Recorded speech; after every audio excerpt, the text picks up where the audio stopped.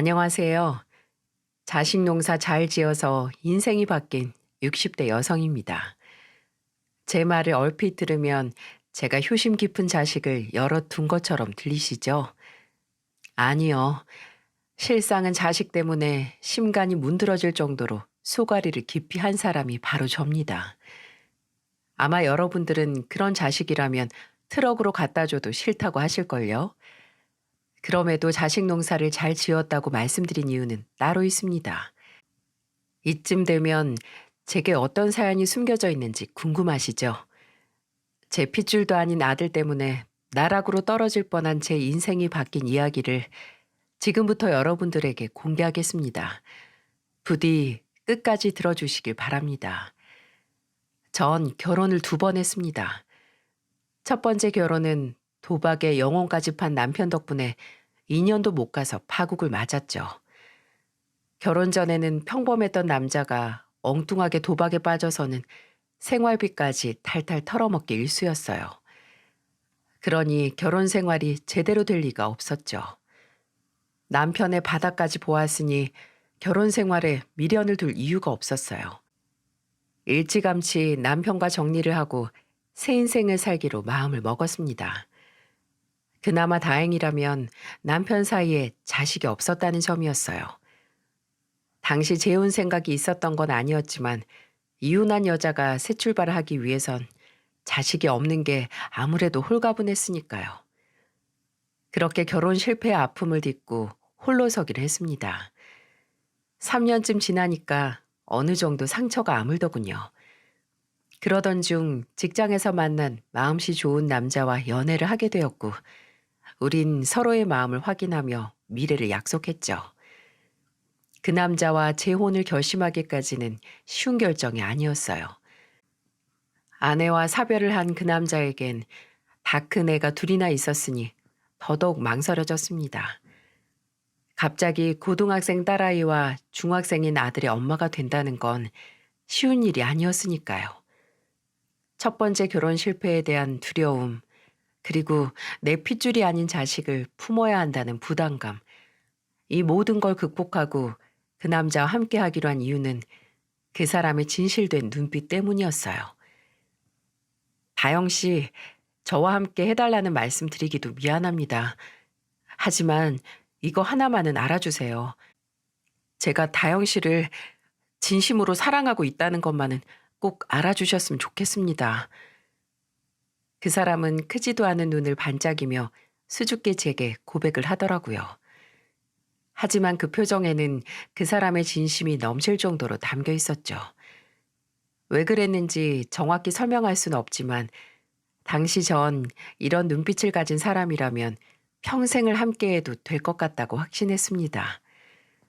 우리 2사람이 남은 인생을 함께하며 잘 살아보자고 약속한 바로 그날, 전 그 사람의 자녀들과 첫 만남을 갖게 되었어요.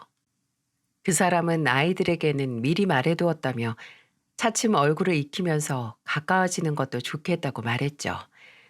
일부러 아이들이 좋아하는 피자집도 예약해두었고요. 얘들아, 인사드려. 여기 계신 분이 아빠가 말한 그분이셔. 2 아이들은 제 눈치를 보며 수줍게 고개를 숙이더군요. 전 애들에게 환한 미소를 보이며 반갑게 인사를 건넸습니다. 안녕, 아빠한테 너희들 얘기 많이 들었어. 아줌마는 아빠랑 무척 가깝게 지내고 있어. 그게 무슨 뜻인지 알지? 제가 조심스럽게 묻자 막 고등학생이 된 여자애가 깜찍한 표정으로 말하더군요. 당연히 알죠. 아빠 여자친구라는 말씀이잖아요. 그런데 괜찮으시겠어요? 우리 아빠 정말 칠칠 맞거든요. 어머, 그래? 그건 미처 몰랐던 사실인데? 아줌마가 고생 좀 하실 거예요. 하지만 딸 입장에선 아빠를 잘 챙겨주는 여자친구가 생긴다면 대환영이죠. 그래, 그럼 아줌마가 칠칠 맞은 네 아빠 잘 챙겨줘야 하겠는데? 전 고희선이라고 해요. 그럼 우리 아빠 잘 좀 부탁합니다. 그 사람의 딸아이는 절 처음 보았는데도 살갑게 맞아주었어요. 그 아이와 몇 번 대화를 주고받으니까 제 긴장됐던 마음이 스르륵 풀리더군요. 하지만 중학생 남자아이는 절 보는 눈빛이 아직 냉랭했습니다. 애 아빠가 그런 아이의 태도에 당황을 하더군요. 정혁아, 뭐해? 너도 어서 인사드려야지. 모르는 아줌마한테 내가 꼭 인사를 해야 돼? 뭐? 그게 무슨 소리야? 아빠가 미리 말했잖아. 그건 아빠 마음대로 결정한 거고, 난 그렇게 하겠다고 말한 적 없는데? 이 녀석이 정말? 어서 인사드려. 싫다고. 누가 엄마 필요하다고 했어? 아빠가 좋아서 만나는 여자한테 내가 왜 인사를 해야 하는데? 너 정말 자꾸 이렇게 버릇없게 굴 거야? 정혁이라는 이름의 남자애는 잔뜩 나를 세우곤 저를 노려보더군요. 그리곤 후다닥 피자집 밖을 뛰쳐나가는 겁니다. 딸과는 너무 다른 반응에 무척 놀랐죠. 그 사람이 진땀을 흘리며 제게 사과를 합니다. 다영 씨, 정말 죄송해요. 제가 좀 모난 구석이 있어서 제가 나중에 단단히 혼을 내겠습니다. 아니에요. 애가 무슨 잘못이 있나요? 저라고 해도 당황스러울 것 같아요. 애한테 너무 뭐라고 하지 마세요. 아, 네. 그러자 딸애가 개면저거하는 아빠를 대신해 발랄하게 대꾸를 했어요. 제 동생이 중2병에다가 사춘기까지 겹쳐서 그래요. 원래는 순둥이에다가 바보처럼 착한데 중학생 되니까 갑자기 센 척을 하더라니까요. 저 나이 땐 다 그렇죠 뭐. 아줌마가 이해해 주세요. 그럼 넌 아줌마랑 아빠가 만나는 게 괜찮니? 우리 아빠가요. 저희들 키우느라 연애를 완전 포기하고 살았다니까요. 이제 뭐 저희도 다 컸잖아요. 아빠도 아빠 인생을 돌봐야죠. 그래서 전 완전 찬성이에요. 남자아이의 예상치 못한 행동에 당황했지만 딸의 사근사근함에 진정이 좀 되더군요. 하지만 제가 이 아이들에게 좋은 엄마가 돼줄 수 있을지 저도 장담하기가 어려웠어요. 이래서 애가 있는 사람과 합치는 일이 힘들다는 소리들을 하는 모양이었어요. 그래도 이 남자에게 의지하기로 마음을 먹은 이상 아이들과 가까워지려고 노력을 많이 했습니다. 일부러 얼굴도 자주 받고 연락도 챙겨서 했죠. 인내심을 가져야 하는 일인 줄은 알았지만 절 경계하는 정혁이의 반응은 좀처럼 바뀌지 않더라고요. 예비 남편은 애쓰는 제가 안쓰러웠는지 정혁이를 다그치기도 했죠. 하지만 그러면 아이에게 반발심만 더 키울 뿐이었어요. 애한테 뭐라고 하지 마세요. 아빠가 된 여자를 불쑥 데리고 와서는 엄마라고 소개하는데 당연히 거부감이 들지 않겠어요? 정혁이 나이 또래에는 다 그럴 거예요.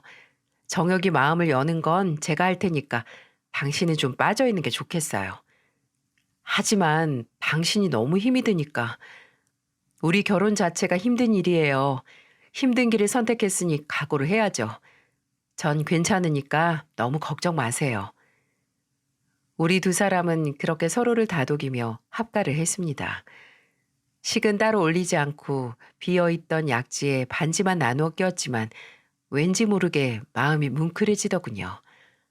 또다시 가정이라는 울타리 속에 발을 디딘 저는 이제 남편에게 의지하고 아이들을 보듬어주며 행복하게 살기로 마음을 다잡았습니다.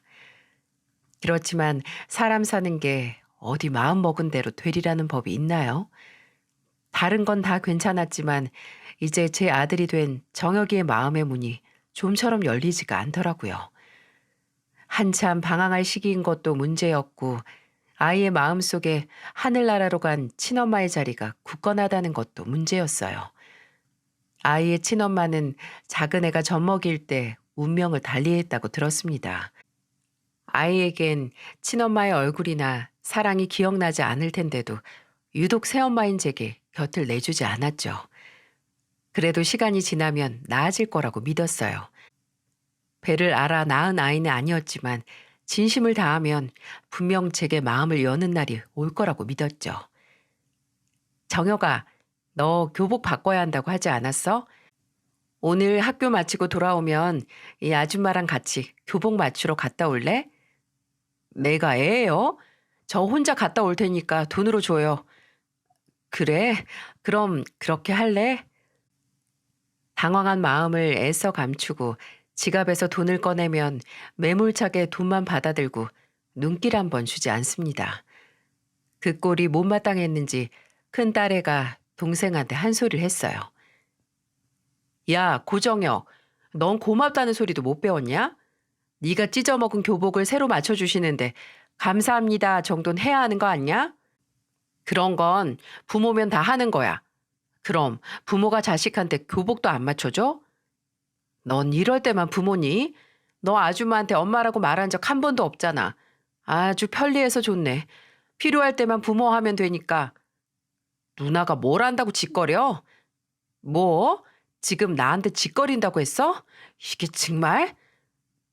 이런 식으로 아이들 사이에 분란이 일어나기 일쑤였어요. 화가 난 남편이 윽박을 지르고 나서야 겨우 싸움이 끝나곤 하죠. 괜스레 애들한테 미안한 마음이 들더라고요. 왜 이런 기분 있잖아요. 마치 낯선 집 밥상머리에 끼어서 숟갈을 들지도 못하고 놓지도 못하는 그런 기분 말이죠. 처음에는 그런 생각이 많이 들었어요.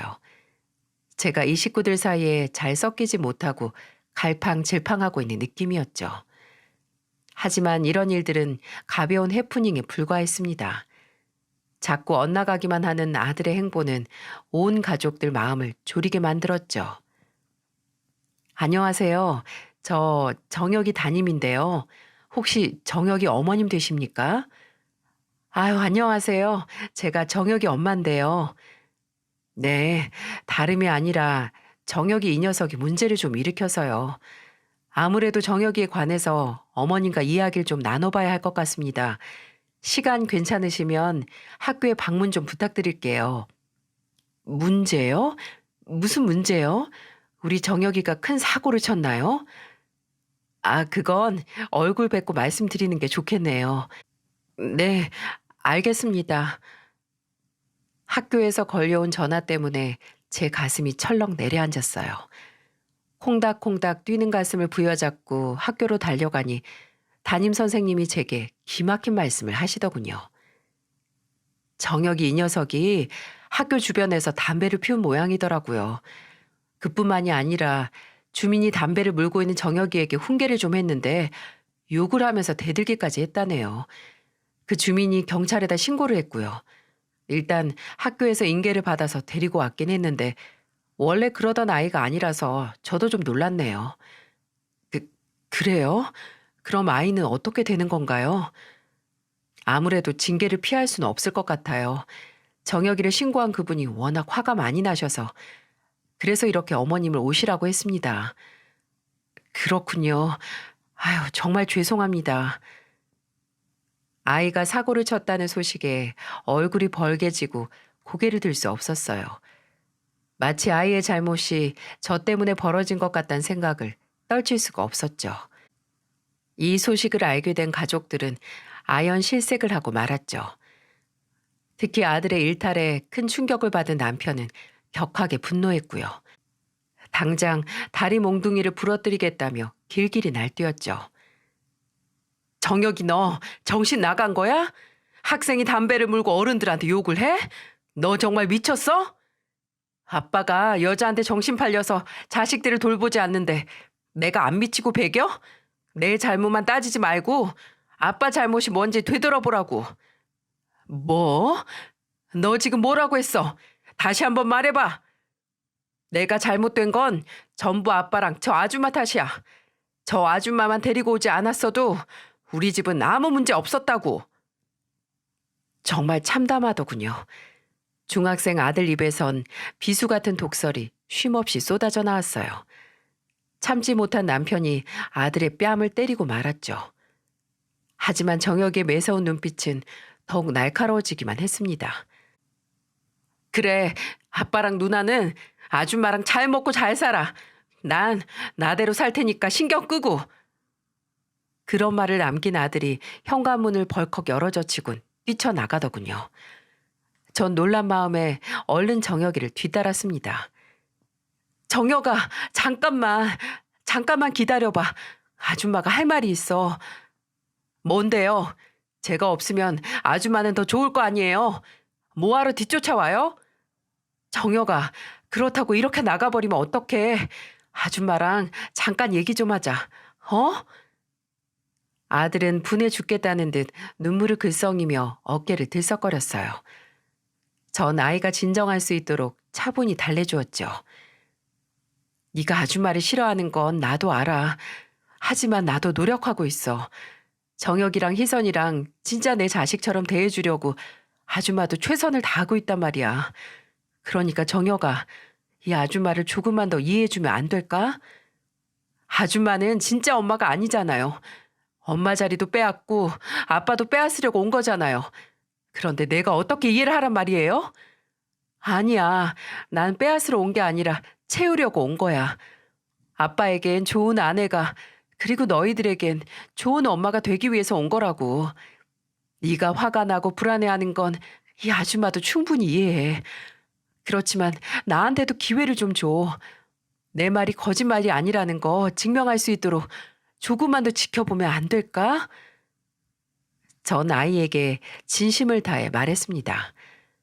비록 친엄마는 아니지만 좋은 엄마가 되겠다고 약속을 했어요.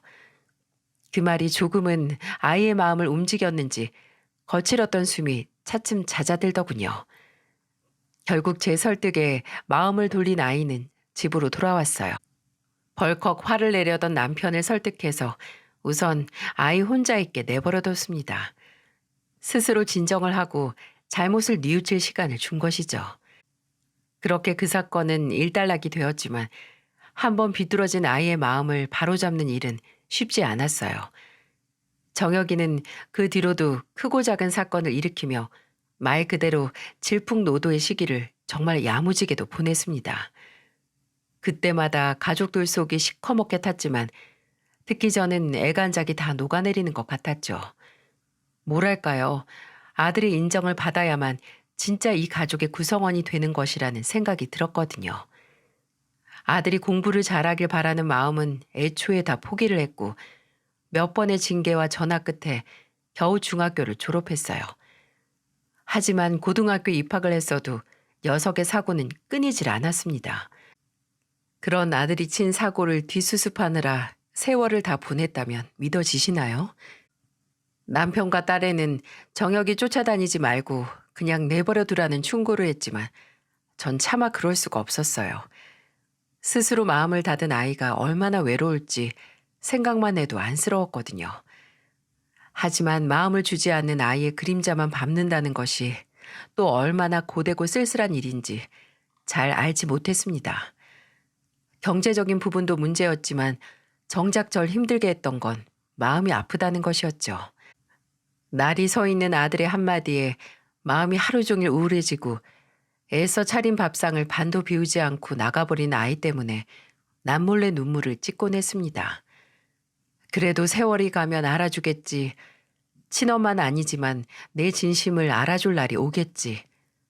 그런 신랄 같은 희망을 갖고 아들에게 최선을 다했습니다. 몇 번이나 학교를 그만두려는 애를 어르고 설득해서 간신히 고등학교는 마치게 할 수 있었어요.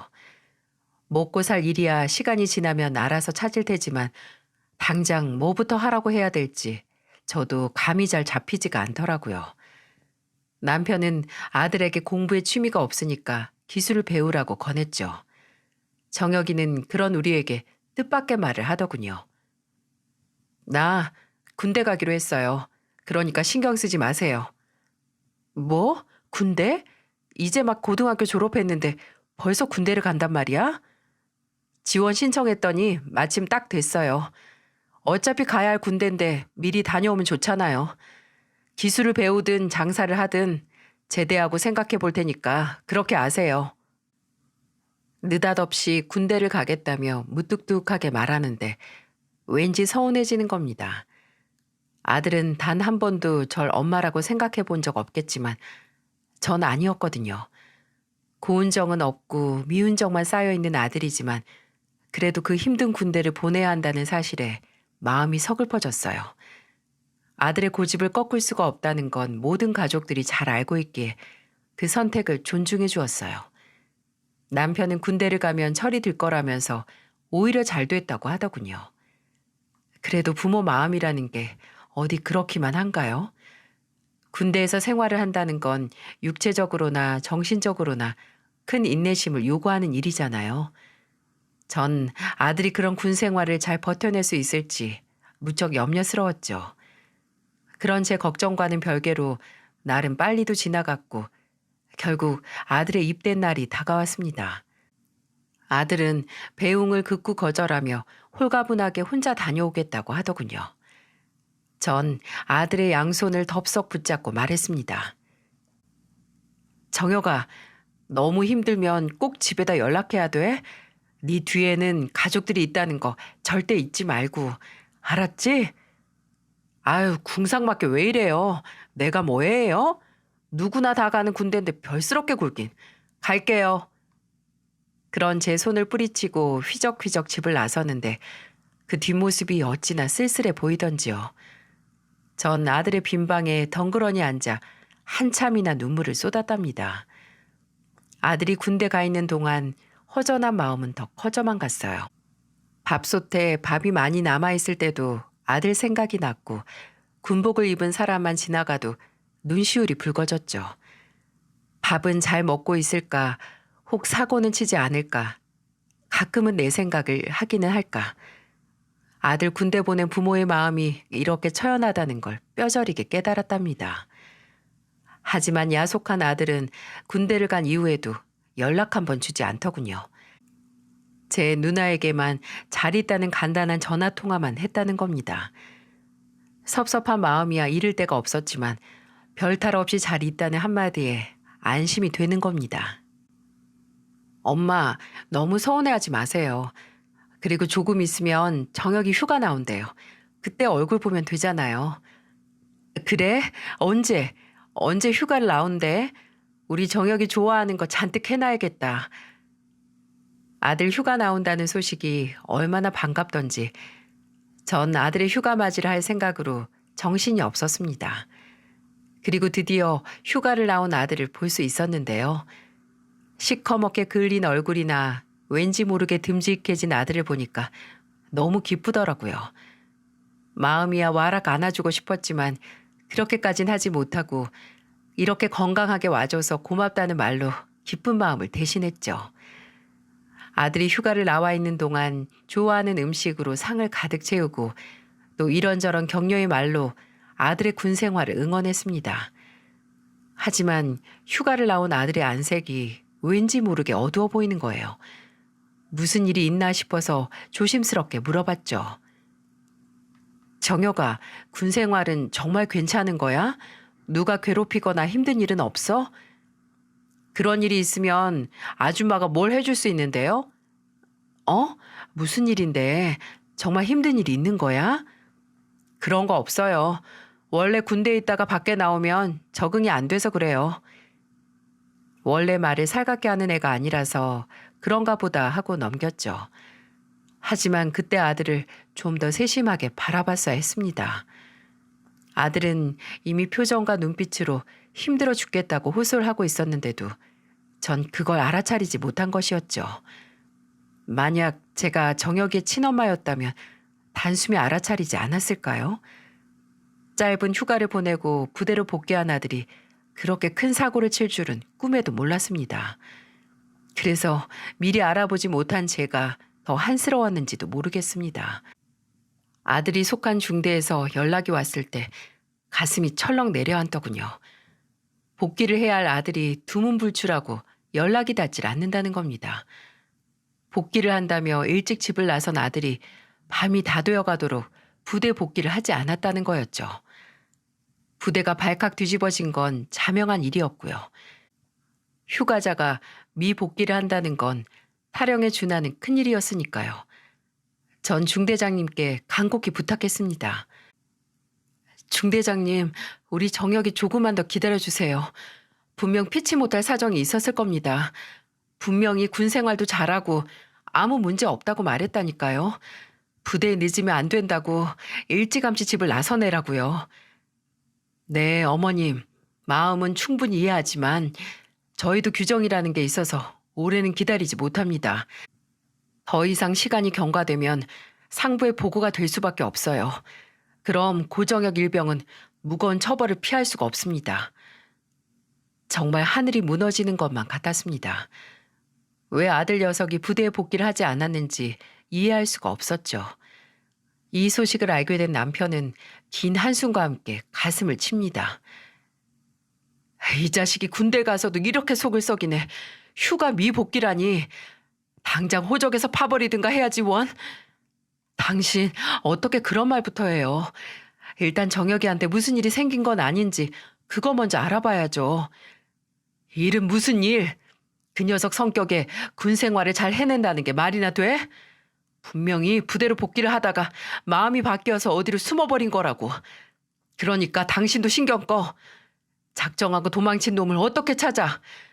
헌병이든 경찰이든 알아서 잡아다가 감옥에 쳐넣겠지. 여보. 이미 아들에 대한 기대가 일말도 남아있지 않은 남편은 냉정하게 등을 돌렸습니다. 하지만 전 하루하루 애가 타들어가는 것만 같았죠. 미복귀 기간이 길어지면 길어질수록 문제는 눈덩이처럼 커지고 말 겁니다. 하지만 제 바람과는 다르게 이틀이 지나고 나흘이 지나도 아들은 나타나지 않았어요. 결국 그런 아들을 체포하기 위해 군사경찰이 나서기 시작했습니다. 사복을 입은 관계자가 저희 집을 여러 번 찾기도 했고요. 아들 문제 때문에 집안 분위기가 무거워진 건 말할 필요도 없었고요. 전 어떻게 하든 아들을 찾기 위해 사방팔방으로 알아보기 시작했습니다. 아들의 중고등학교 동창을 찾아 아들의 행방을 물었습니다. 작은 단서라도 나오면 좋겠다는 심정이었지만 어디로 갔는지 아는 사람이 아무도 없었어요. 아들이 갈 만한 곳은 다 뒤졌던 것 같네요.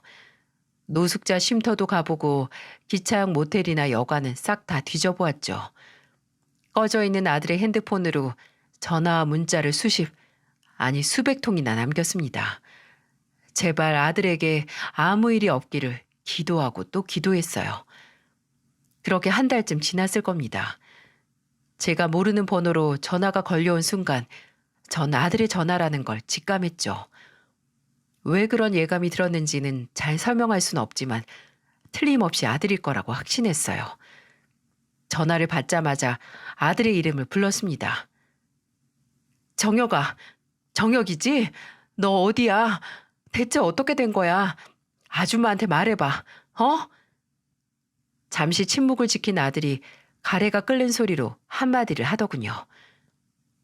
아줌마, 곧 갚을 테니까 저 돈 좀 붙여주세요. 돈? 그래, 알았어. 내가 돈 갖다 줄 테니까 어디 있는지나 말해봐. 그런 거 묻지 말고 그냥 붙여주세요. 내가 돈 보내면 너 바로 추적당해. 그거 몰라? 지금 경찰들이 너 잡으려고 혈안이 돼 있어. 내가 아무한테도 말하지 않고 직접 전해줄 테니까 어디 있는지 말하라고. 제 최근에 잠시 망설이던 애가 결국 자기가 있는 곳을 말하더군요. 포항이랍니다. 그 먼 곳까지 왜 내려가 있는 걸까요? 어렵게 아들과 만나기로 약속을 한 저는 곧장 포항행 버스에 몸을 실었죠. 아들은 몰골이 말이 아니더군요. 어디서 주워다 입었는지 거지 같은 옷을 걸치고 있었고 피죽도 못 먹은 사람처럼 광대뼈가 툭 튀어나와 있는 겁니다. 전 그런 아들을 붙잡고 엉엉 눈물을 쏟아버리고 말았죠. 아들이 무사하다는 안도감이었을까요? 아니면 혼자 외롭게 숨어 있었을 아들이 불쌍해서였을까요? 지금은 그 이유는 잘 모르겠습니다. 일단 제게 돈을 받아 원양어선을 탈 생각을 하고 있는 아들을 설득해야만 했습니다. 이대로 아들의 인생이 나락으로 떨어지는 걸 가만히 보고 있을 수만은 없었으니까요. 정혁아, 제발 아줌마 말 좀 들어. 네가 배를 타고 떠난다고 해도 경찰은 금방 널 찾아낼 거야. 네가 도망치고 숨는다고 일이 해결되는 건 절대 아니야. 잔소리하려고 여기까지 왔어요? 그냥 돈만 주고 가라니까요. 내 인생 내가 알아서 할 테니까 제발 내 인생에서 꺼지라고요. 목에 핏대를 세우는 아들을 보니까 화가 났어요. 전 어금니를 꽉 깨물고 아들의 뺨을 후려치고 말았어요. 고개가 돌아간 아들이 믿기 힘들다는 표정으로 절 바라보더군요. 그래, 내가 네 인생에서 빠져줄 테니까 네 인생 망가뜨리지 말라고 제발. 아줌마랑 자수해. 자수해서 벌 받고 당당히 나와. 그럼 다시는 네 인생에 상관하지 않을 테니까. 알았어? 제가 강하게 나오니까 좀 당황한 것 같더군요. 하지만 전 정말 죽을 각오로 아들을 데리고 갈 생각이었어요. 한참 망설인 아들은 결국 제 설득을 이기지 못하고 자수를 하기로 결정했죠. 그 이후에는 여러분들이 상상하고 계신 그대로입니다.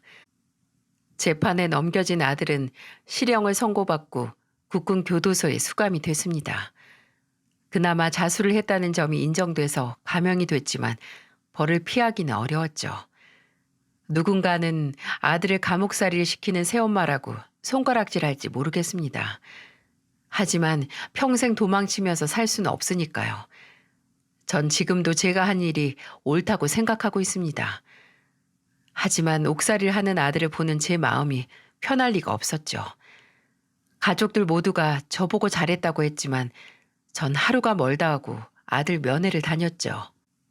다행히 아들은 절 원망하는 것 같진 않았어요. 군대에 적응하지 못하고 도망칠 생각을 한 자신이 너무 창피하다는 말을 하더군요.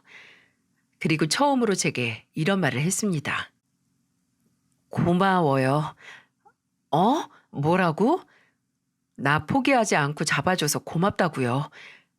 정여가, 제가 아줌마 입장이라고 생각하면 전 절대 그렇게 하지 못했을 거예요. 중학교 때부터 그렇게 속만 썩이고 비뚤게 했는데도 아줌만 지금까지 단 한 번도 절 포기하지 않았잖아요. 교도소에 들어와서 가만히 생각해 보니까 알겠더라고요.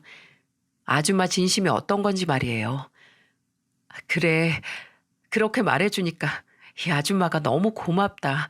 고마워.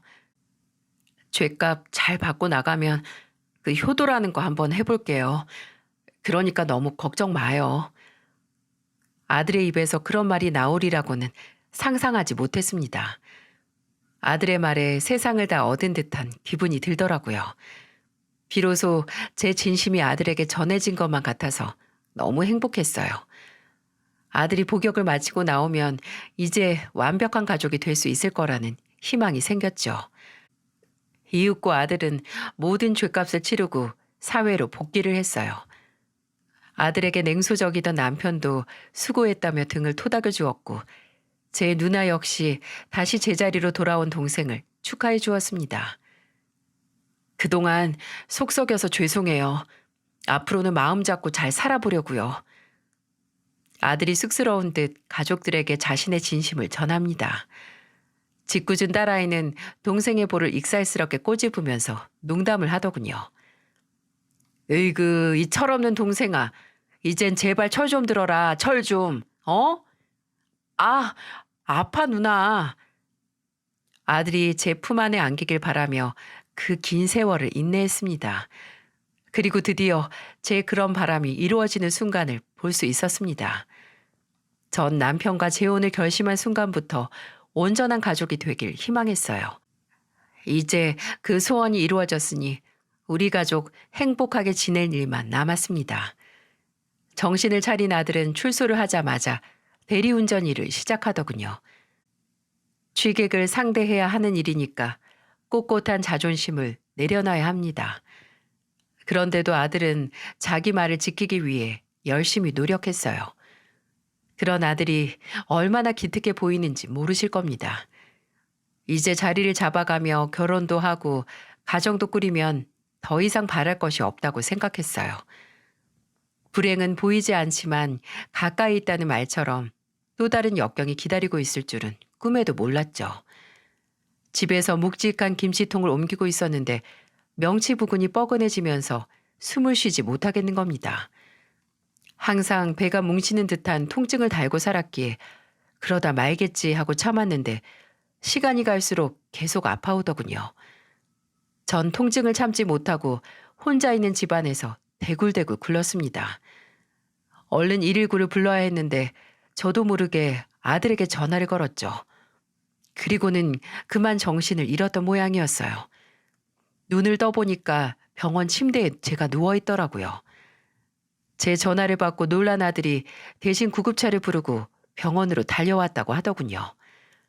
통증은 잦아들었지만 정밀 검사가 필요하다는 말에 검사를 받았는데요. 정말 청천벽력 같은 진단을 받아야만 했습니다. 의사 선생님은 제가 간암에 걸렸다고 하시더군요. 그것도 생존율이 30% 이하인 3기라고 하는 겁니다. 이식 수술도 어려워 보이지만 그나마도 빨리 간 이식을 해야 생존율을 높일 수 있다고 하셨죠. 이게 무슨 날벼락 같은 일인지 정신이 멍해졌어요.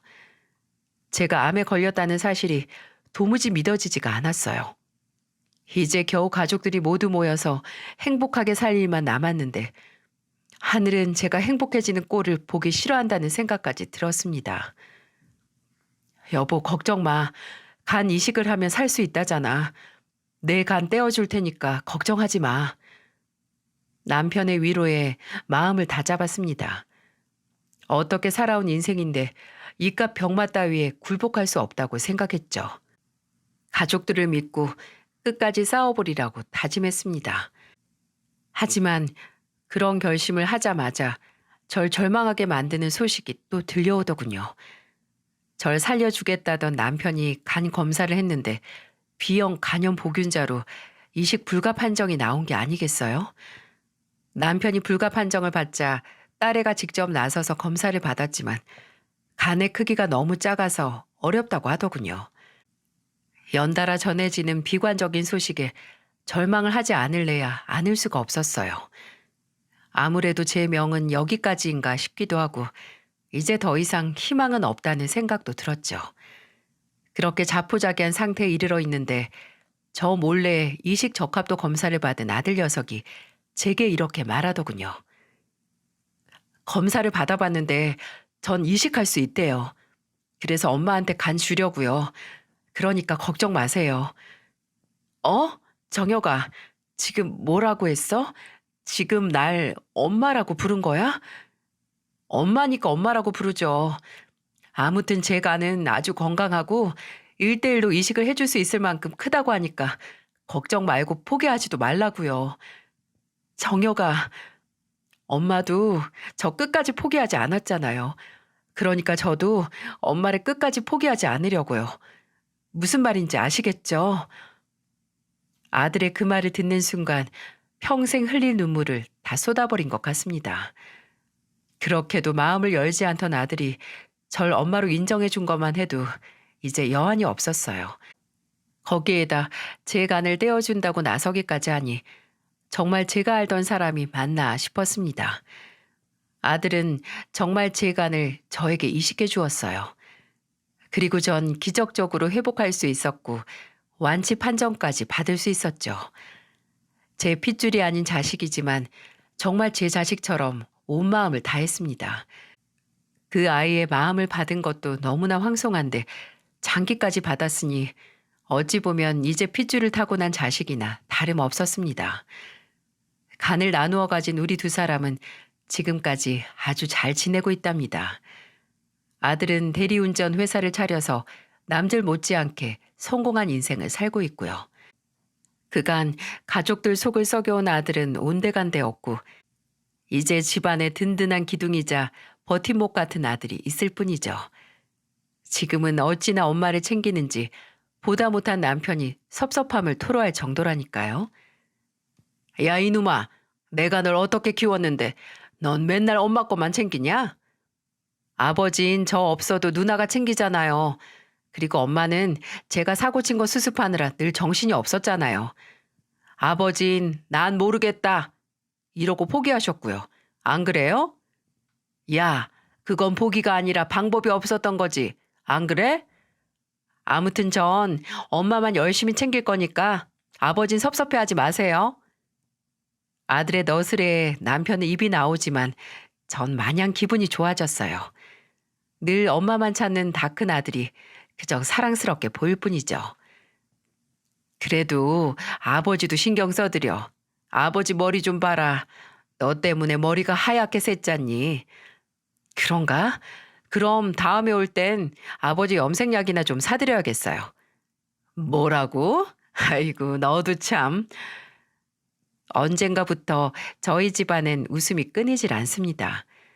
이게 모두 아들 덕분이에요. 한때는 망나니 취급을 당하며 집안에 우환만 가져다주는 천덕꾸러기 신세였는데 말이죠. 이제 그런 아들, 딸이 가정을 꾸리고 잘 사는 모습을 보며 여생을 보내는 게 제 마지막 바람입니다. 손주까지 안겨주면 더할 나위 없고요. 사업 성공으로 굳건히 자리를 잡은 아들은 매년 소외계층에 기부도 아끼지 않고 있습니다. 특히 형편이 어려워 공부를 지속하지 못하는 어린 학생들에게 후원을 하는 일에 관심이 많은데요. 아마 한때 방황을 했던 자신의 모습이 생각났기 때문일 겁니다. 작년에는 꾸준한 기부와 후원으로 관련 기관에서 감사패까지 받았어요. 제가 서두에 자식 농사를 잘 지어서 인생이 바뀌었다고 말씀을 드렸잖아요. 이제 그 말이 어떤 의미인지 잘 아시겠죠? 옛말에 돈 놓고는 못 웃어도 아이 놓고는 웃는다라는 말이 있습니다. 재물은 누군가 훔쳐갈까봐 웃지 못하지만 자식을 가진 사람은 늘 웃을 수 있다는 뜻으로 재산보다 자식이 훨씬 더 소중하다는 의미겠죠. 당시에는 숨이 차오를 만큼 힘들었지만 지금 되돌아보면 전 자식 농사를 잘 지은 게 틀림없습니다. 지금 이렇게 웃음이 멈추질 않는 걸 보면 말이죠. 제 사연은 여기까지였어요. 부디 여러분들에게 복이 가득하길 바라봅니다. 끝까지 들어주셔서 감사드립니다.